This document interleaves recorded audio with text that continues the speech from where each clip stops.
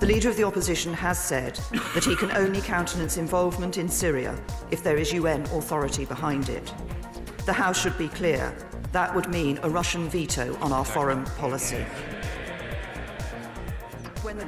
Even if the OPCW team is able to visit Duma to gather information to make that assessment, and they are currently being prevented from doing so by the regime and the Russians, it cannot attribute responsibility. The House will want to join me in paying tribute to all the British service. Last Thursday's report from the OPCW has confirmed our findings that it was indeed a Novichok in Salisbury, and I've placed a copy of that report's executive summary in the Library of the House.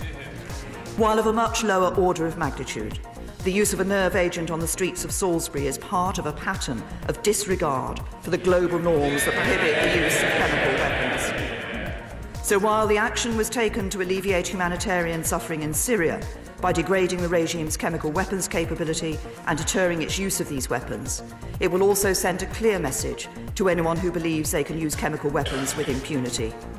We cannot go back to a world where the use of chemical weapons becomes normalised.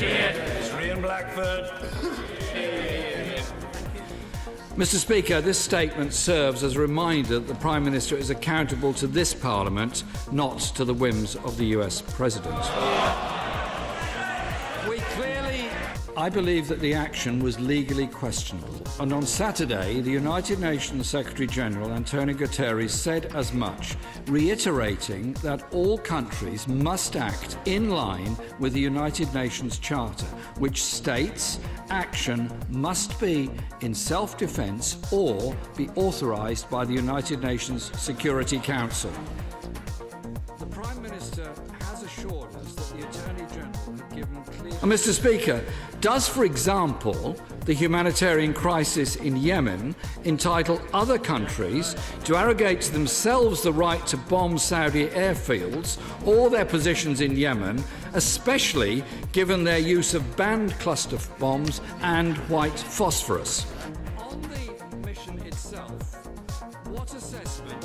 It is now vitally important that the OPCW inspectors who arrived in Damascus on Saturday are allowed to do their work and publish their report into their findings and report to the United Nations Security Council.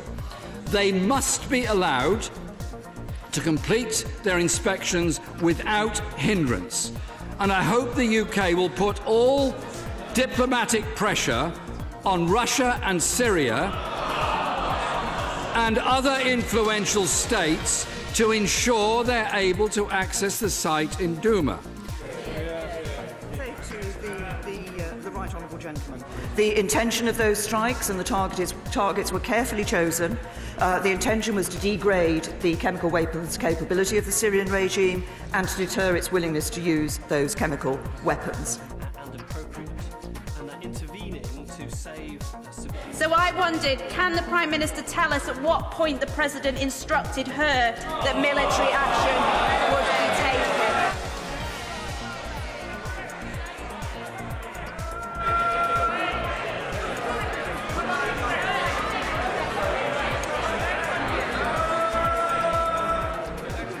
The answer to the Honourable Lady's question is at no point at all. I took this decision because I believed it was the right thing to do. It was in our national interest.